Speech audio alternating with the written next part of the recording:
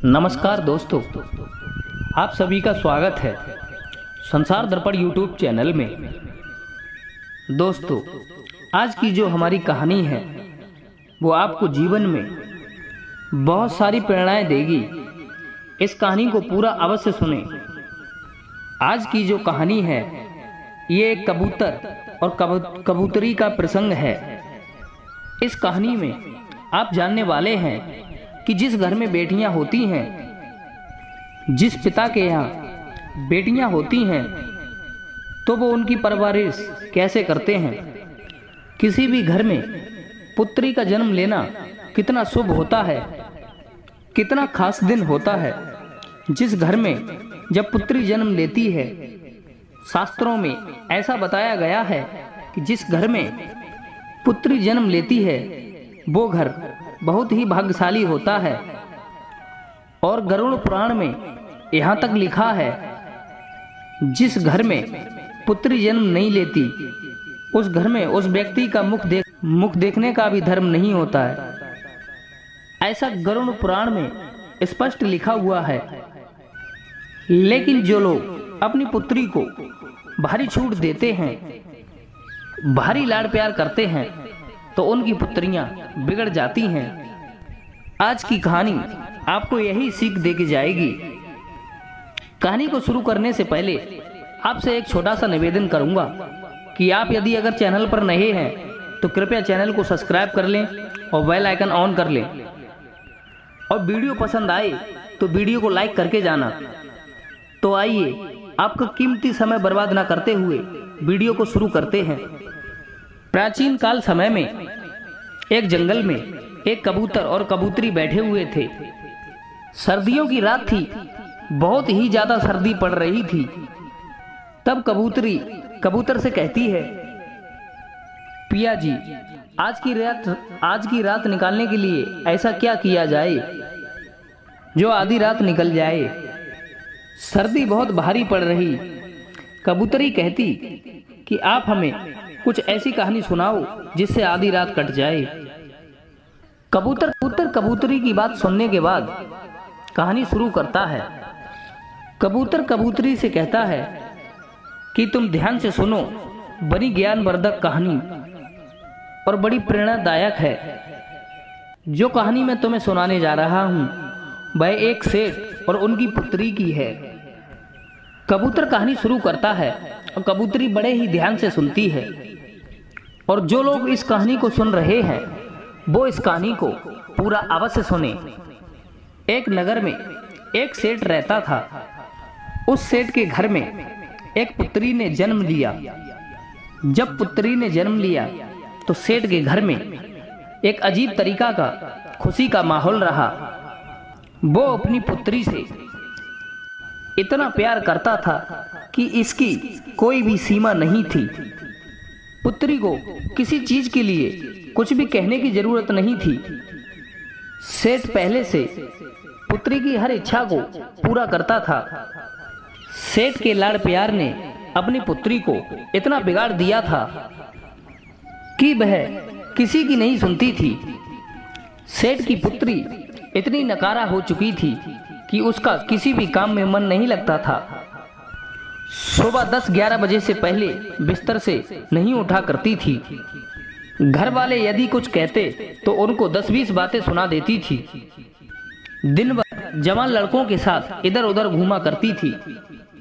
रात को 12 बजे से पहले घर पे नहीं आया करती थी। सेठ की बेटी इतनी नकारा हो चुकी थी कि बयान करना भी बड़ा मुश्किल होता है। सेठ की पत्नी सेठ से कहती कि तुम्हारे लाड़ प्यार ने इस लड़की को बिगाड़ दिया है। लेकिन सेठ अपनी पत्नी को यह कहकर के चुप करवा देता कि अभी बच्ची है, सुधर जाएगी। अपनी बेटियों से मोहब्बत करनी चाहिए, प्यार करना चाहिए, लाड़ करना चाहिए, उनकी हर जरूरत का ख्याल रखना चाहिए। लेकिन इतना लाड़ प्यार भी मत करो कि उसका जीवन ही बर्बाद हो जाए।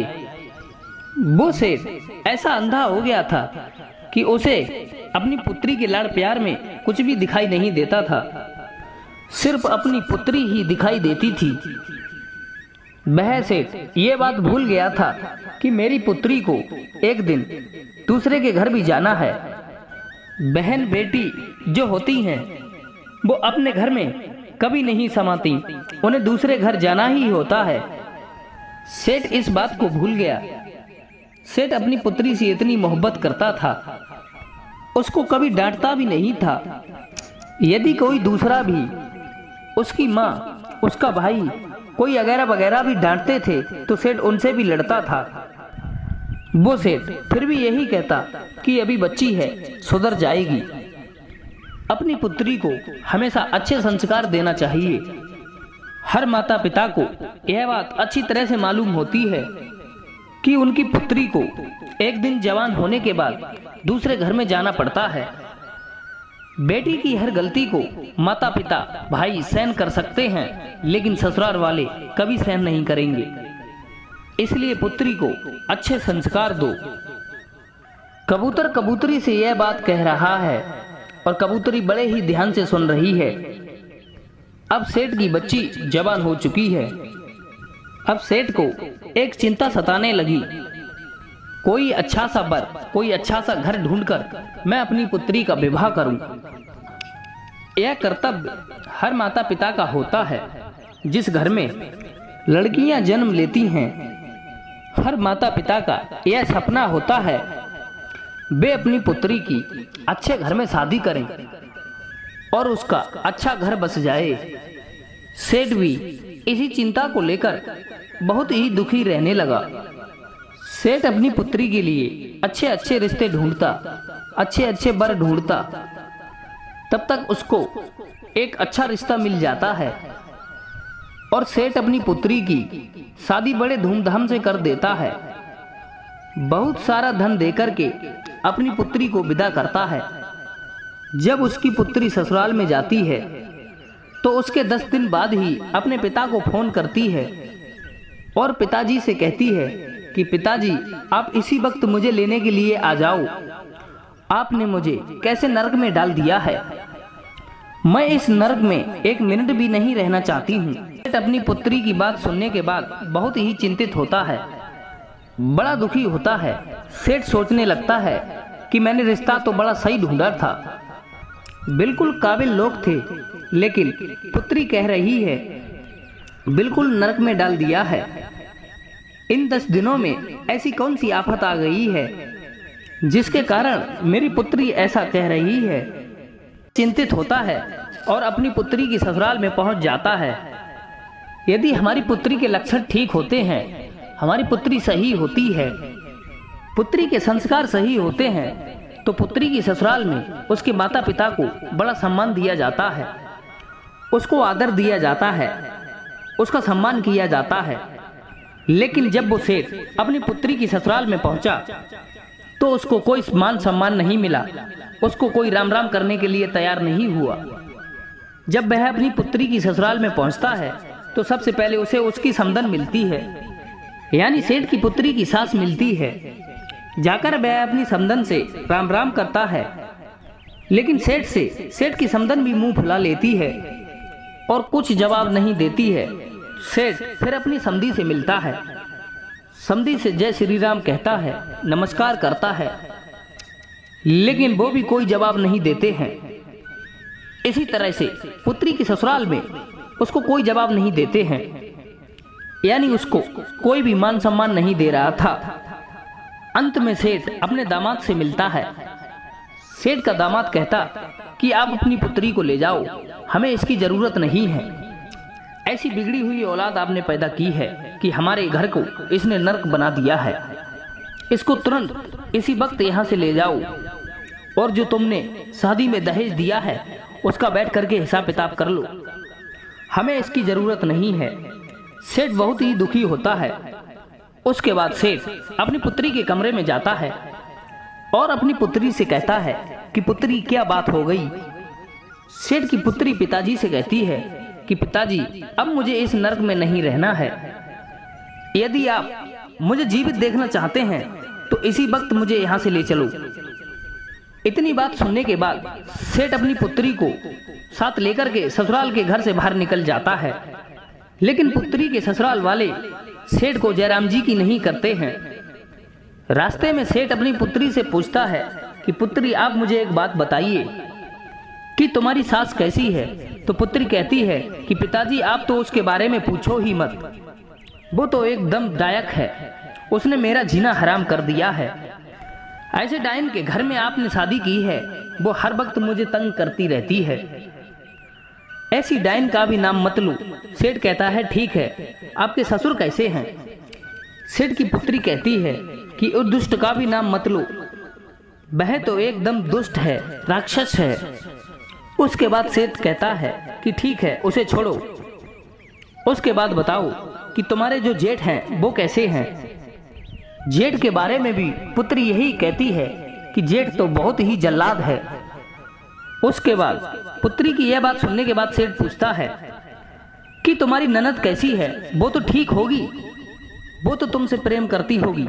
सेठ की पुत्री जवाब देती है कि उन चुड़ैलों का भी नाम मत लो, वो तो बहुत ही बेकार हैं।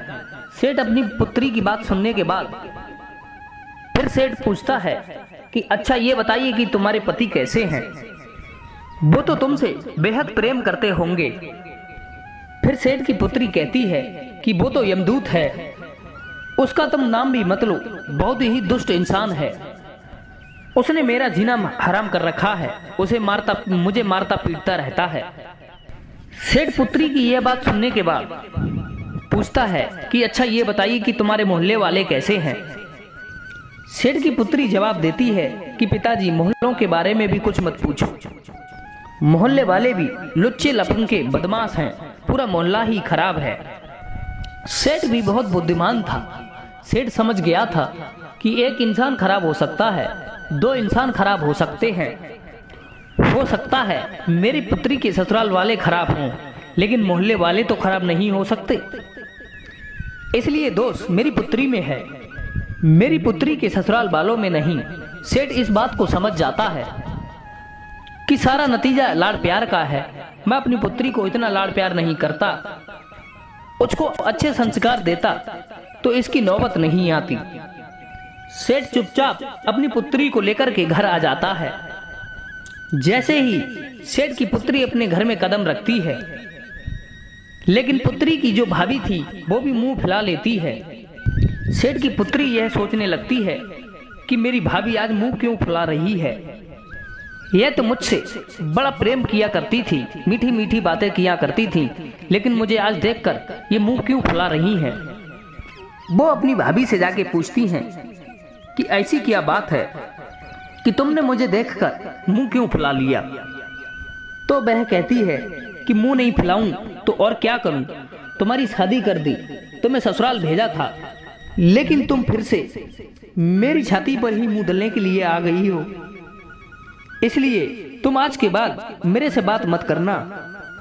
उसकी भाभी उसे फटकार देती है। इसके बाद कोई उस घर में बात नहीं करता है, सिर्फ उसका पिता ही उससे बात करता। धीरे धीरे बड़ी दुखी हो जाती है, उसकी आंखें खुलने लगती हैं। काफी समय निकलने के बाद उससे कोई बात नहीं करता। जब भी वह घर से बाहर निकलती तो उसकी सहेलियां यही पूछती कि तुम अकेली कैसे आ गई हो, जीजा जी कहाँ हैं। कोई पड़ोसी भी मिलता तो वो भी इसी बात को ही पूछता था कि तुम अकेली कैसे आ गई हो, कि तुम्हारे जमाई कहाँ हैं। वो भी ऐसी बातों को सुनकर बहुत ही दुखी हो चुकी थी। मंदिर में भी जाती तो लोग इसी बात को दोहराते थे। सभी मोहल्लों वालों की जबान पर यही बात रहती थी कि सेठ की पुत्री अकेली कैसे आ गई है। इनकी तो नई नई शादी हुई थी, हो सकता है इनका तलाक होने वाला है। सेठ को भी सबके ताने सुनने पड़ते थे। सेठ की पुत्री यह ताने सुन सुन के बड़ी दुखी रहने लगी। उसे धीरे धीरे यह ज्ञान हो गया था कि सारी गलती की जड़ मैं हूं, कि मेरी गलती की वजह से मेरे पिता का सर भी नीचे झुक गया है। लेकिन अपने ससुराल में जाने के लिए वो तैयार नहीं थी। लेकिन इसके बावजूद भी वह यही कहती कि पिताजी ये अच्छा होता कि मैं कुंवारी ही रह जाती, यदि आप मेरी शादी नहीं करते तो बहुत ही अच्छा होता। काफी समय निकलने के बाद सेठ अपनी पुत्री के कमरे में जाता है तो वह देखता है कि वो बहुत ही चिंतित और दुखी दिखाई देती है। फिर सेठ अपनी पुत्री के पास जाता है और कहता है, पुत्री क्या बात है, तुम आज बड़ी दुखी दिखाई दे रही हो। सेठ की पुत्री कहती है कि पिताश्री, मैं बहुत दुखी हूँ। यदि आप मेरी शादी नहीं करते तो मैं बहुत सुखी रहती। आपने मेरी शादी करके मुझे दुखों के सागर में ढकेल दिया है। अब मैं ऐसा क्या करूं? मेरे ससुराल वाले हैं, वे सभी नरक के समान हैं। ससुराल में जाऊंगी तो कैसे जाऊं? और जो मेरे परिवार वाले हैं और मेरे पीहर वाले हैं, ये भी कोई मुझसे बात नहीं करता। सिर्फ आपके अलावा मेरी माँ भी मुझसे बात नहीं करती। भाई भौजाई ये सब कोई भी बात नहीं करते, सभी मुझसे नफरत करने लगे हैं। मैं ऐसा क्या करूं? तभी उसका पिता कहने लगा कि पुत्री, हमारे नगर में एक बड़े पहुंचे हुए बुद्धिमान साधु आए हैं। तो मैं तुम्हारी समस्या लेकर उनके पास गया था, तो उन्होंने एक उपाय बताया है। यदि तुम इस उपाय को करती हो तो 6 महीने के अंदर तुम्हारे ससुराल वाले तुम्हारी मुट्ठी में होंगे, तुम्हारे इशारे पर नाचेंगे। इतनी बात सुनकर वह लड़की बहुत ही खुश होती है। कहती है, पिताजी 6 महीने में मेरी मुट्ठी में आ जाएंगे? बोले हाँ, 6 महीने में ऐसा ही होगा।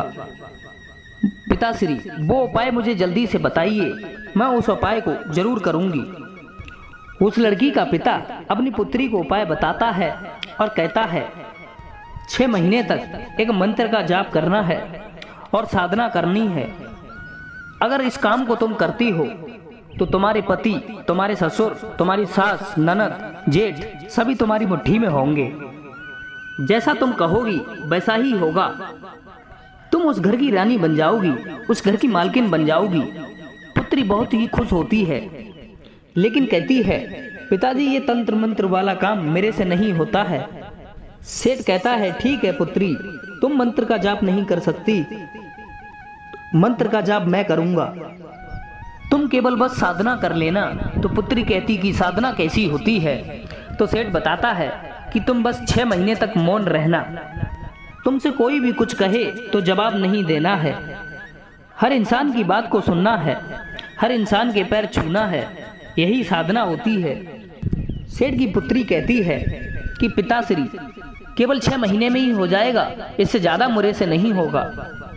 सेठ कहता है, हाँ 6 महीने में हो जाएगा। तो सेठ की पुत्री तैयार हो जाती है। सेठ अपनी पुत्री को लेकर ससुराल में जाता है। जैसे सेठ अपनी पुत्री को ससुराल में लेके जाता है, तैसे ही सामने उसकी सास नजर आती है। वो उसे बुरी तरह फटकारती है और कहती है, पहले तुम आए थे तभी मना कर दिया था। तुम्हारी पुत्री की हमें जरूरत नहीं है, तुम वापस इसे ले जाओ। ऐसी बिगड़ी हुई औलाद आपने पैदा की है, इसकी हमें जरूरत नहीं है। उसको बुरी तरह फटकारती है। कोई रामा श्यामा नहीं, कोई आदर सम्मान नहीं। ऐसी हरकतों को देखकर उस सेठ की लड़की भारी गुस्सा करती है, लेकिन सेठ अपनी पुत्री से इशारों में कहता है कि पुत्री, तुम्हें साधना करनी है, साधना का ध्यान रखो, 6 महीने तुम्हें मौन रहना है, जो भी कहे उसकी आज्ञा का पालन करो। लेकिन कहते हैं पुत्री का पिता हमेशा सर झुकाकर रहता है, इसलिए वह सर झुकाकर सारी बात को सुनता है और अपनी समधन से कहता है कि बहन जी, गलती तो हर इंसान से होती है, इससे भी गलती हुई, इसको एक मौका जरूर दिया जाए। अभी ये सुधर गई है, अब ये ऐसा कुछ नहीं करेगी। काफी विनती करने के बाद उस लड़की की सास मानती है, कहती है ठीक है, अगर सुधर गई है तो मात्र 6 महीने तक मैं इसके आदर भाव देखूंगी, इसके बाद दोबारा इसे वापस भेज दूंगी और जिंदगी में इसे कभी नहीं अपनाऊंगी। सेठ इन सभी बातों को स्वीकार करता कि ठीक है, अब 6 महीने तक इसको अपने घर में रखिए। ये बिल्कुल शांत स्वभाव की हो गई है, सुधर गई है। सेठ अपनी पुत्री को उसके ससुराल में छोड़ करके आ जाता है। सेठ की पुत्री अपने ससुराल में रहने लगती है। जा करके वह अपने सास के पैर छूती है तो सास बड़ी आश्चर्यित होती है। ये तो कुछ दिन पहले बहुत ही भड़क रही थी, किसी की एक नहीं सुनती थी, हम पे हुक्म चलाती थी, बैठे बैठे खाती थी, लेकिन आज ये मेरे पैर क्यों पड़ रही है। वो बड़ी आश्चर्यित होती है। सेठ की पुत्री कहती है कि माँ जी, आप मुझे आशीर्वाद दीजिए। आपका आशीर्वाद मेरे लिए बहुत महत्वपूर्ण है। आप मुझे आशीर्वाद देंगी तो मेरी साधना सफल हो जाएगी। उसकी सास उसे आशीर्वाद देती है, कहती है ठीक है, तुम खुश रहो, और वह अपने घर में रहने लगती है। एक दिन की बात है, वह अपने ससुर के लिए चाय बना के ले जा रही थी। ससुर को जैसे ही चाय पकड़ाने लगी तो हाथ में से कप छूट जाता है और नीचे गिर के फूट जाता है। तभी उसका ससुर उस पर भड़क जाता है और उसको गाली गलौज देने लगता है। मुझे तुम्हारी जरूरत नहीं है, कहता है कि मेरे घर से निकल जा, मुझे तुम्हारी जरूरत नहीं है, तुम बिगड़ी हुई औलाद हो, तुम कुलक्षणी हो, ऐसी बात उससे कहता है। तब सेठ की पुत्री मन ही मन इस बात को सोचती है, अगर मेरे पिता मंत्र का जाप नहीं कर रहे होते तो मैं इसी कप से तेरा सर फोड़ देती, लेकिन मैं क्या करूं, मैं साधना कर रही हूं चुप रहने की, इसलिए तुम्हारी इतनी बात सुननी पड़ रही है। उस सेठ की पुत्री से जब भी कोई कुछ कहता तो उसे गुस्सा भी बहुत आता और उसे चिड़चिड़ा भी पन होता, लेकिन क्या करें, उसके पिता की उसे बातें याद आ जाती कि तुम्हें 6 महीने तक साधना करनी है, तुम्हें चुप रहना है और मैं मंत्र जाप करूंगा। इसी बात को सोचकर वह चुप रह जाती और अपने गुस्से पर काबू कर लेती थी। इसी तरीके से अपने गुस्से पर काबू पाया और धीरे धीरे उसका घर बार बसने लगा। उनको यकीन होने लगा कि अब ये सुधर गई है। बड़ी मुश्किल से इसका घर बार बसा है। 6 महीने बाद वह गर्भवती हो जाती है। 9 महीने बाद वह मां बन जाती है। अब उसकी गृहस्थी बहुत ही आराम से और प्यार से चल रही थी। इसीलिए कहते हैं कि अपनी पुत्री को बेतनहा लाड़ करना, उसे सर पे चढ़ाना बहुत ही खतरनाक साबित होता है। अपनी पुत्री को प्रेम करो, लाड़ प्यार करो, मोहब्बत करो, हर चीज का ख्याल रखो, लेकिन इतना भी सर पे मत चढ़ाओ कि एक दिन तुम्हें भारी पड़ जाए और उसका जीवन खराब हो जाए। कबूतर अब अपनी कहानी समाप्त करता है। प्रिय मित्रों, अपनी पुत्रियों को हमेशा अच्छे संस्कार देना चाहिए। हर माता पिता को यह अच्छी तरह मालूम होता है कि उनकी पुत्री को एक दिन जवान होने के बाद